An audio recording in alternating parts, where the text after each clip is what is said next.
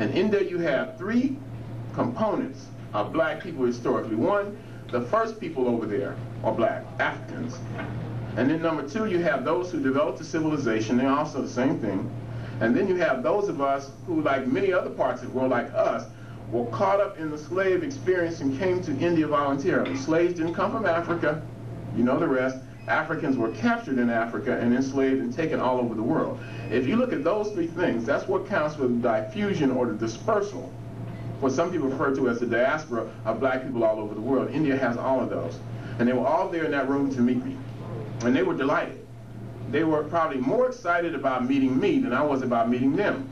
Because few people over there, even the educated elite, have ever met a black person from outside India.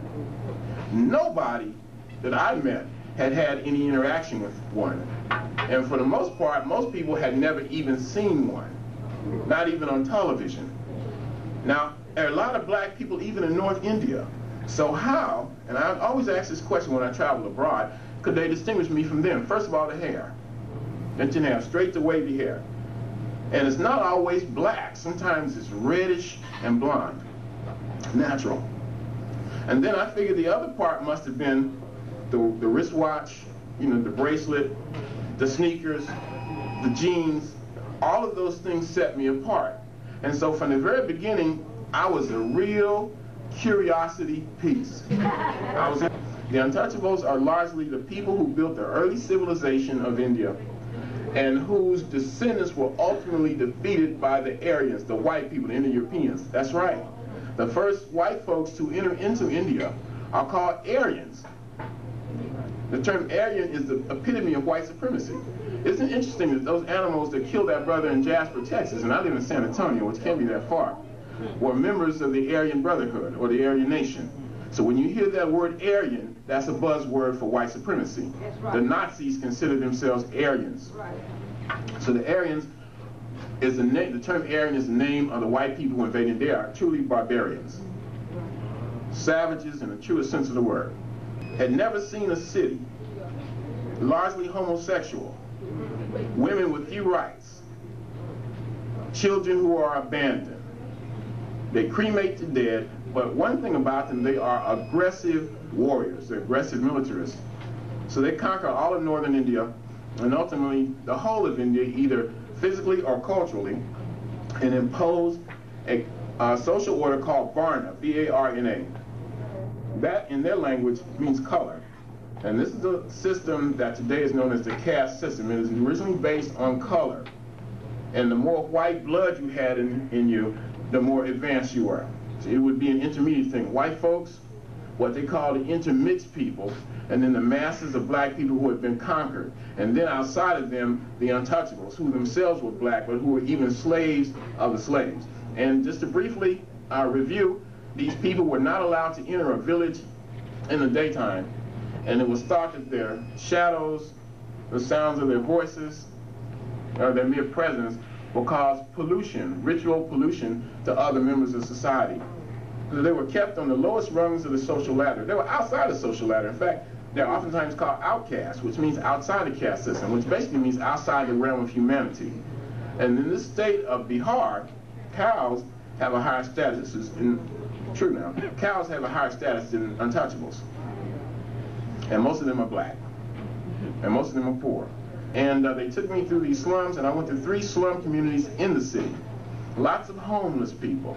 The city is dirty, it stinks.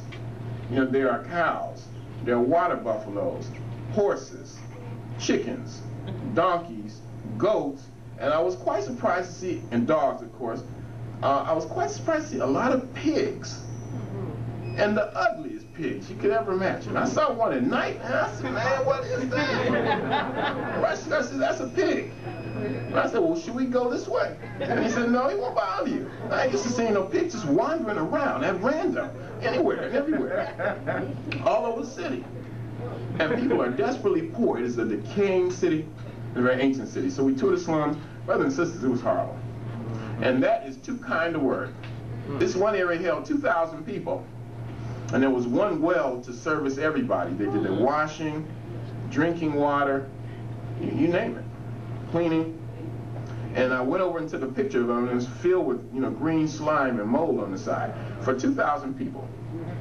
Everybody's barefooted, snotty nose, hair uncombed, spitting, defecating, urinating publicly. I saw one person. I said, "How old is that person?" He said, "Older." I said, "But what is he, about 70?" He said, "He's 35." So this is horrible. You know, they took me to what they called a school, and it's really just like a bench with a side of a shed that has thatch on top. No textbooks, no notebook paper, no ink pens, no pencils, none of that. So I walked all through this, and you know, nobody asked me for any money. Now when you go to Egypt, bakshish, it's a way of life. Begging is a way of life. People don't beg because they're hungry. It's cultural. Over there, in spite of everything that had happened to these people, I sense this time more than ever before, that they still maintain their dignity. A lot of women have been forced to turn to prostitution, not to get crack cocaine, but to feed their family for one more day. So I asked the people that took me, I said, how are they viewed? Are they looked down on? He said, no. These women are doing what they have to do, and people accept that. So I was impressed by that. And then they asked me to take tea with them. Now, I have described the community.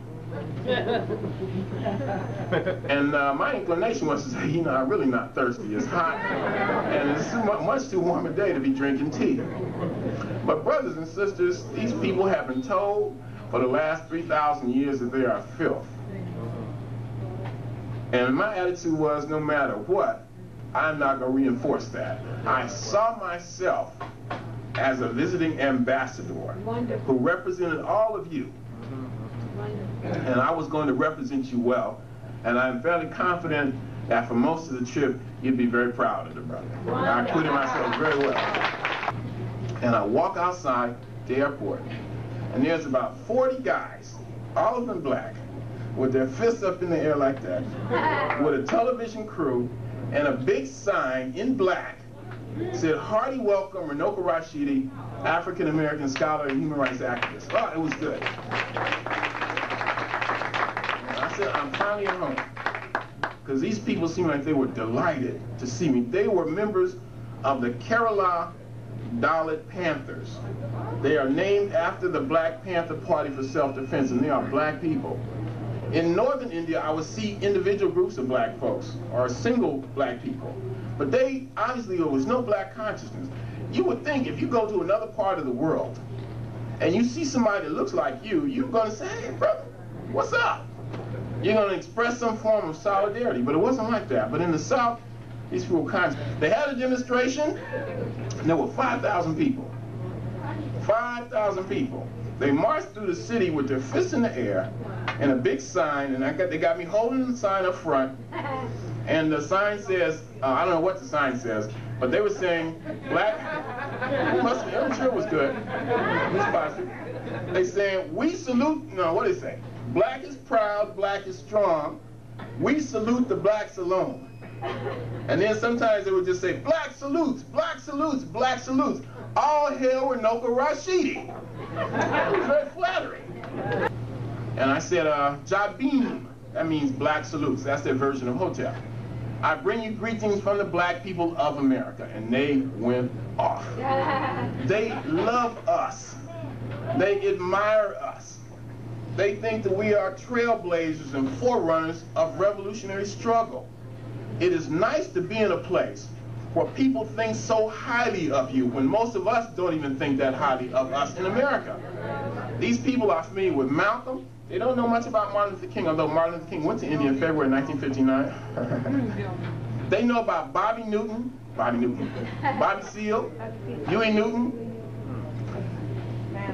They know about Mike Tyson. In the North, there was a newspaper with a picture of Mike Tyson. I said, "Well, you guys got Iron Mike in there," because he's one of us. Yeah. So I got up and spoke, and I did this thing, and every time I would say something about black people, about Africans and adults being one people, they would just light up. Very enthusiastic. In other words, brothers and sisters, I stumbled on, or the ancestors led me, to a place where they have a black consciousness movement.